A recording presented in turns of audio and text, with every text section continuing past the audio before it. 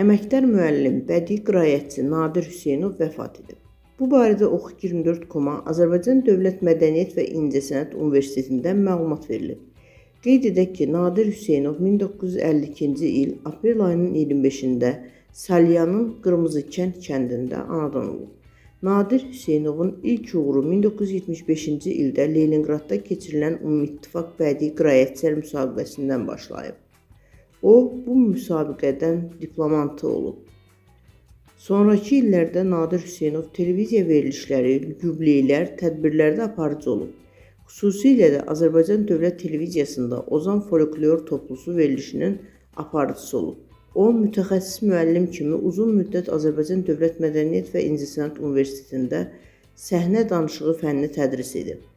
2023-cü ildə Azərbaycan Dövlət Mədəniyyət və İncəsənət Universitetinin 100 illiyi münasibəti ilə əməkdar müəllim fəxri adı ilə təltif edilib.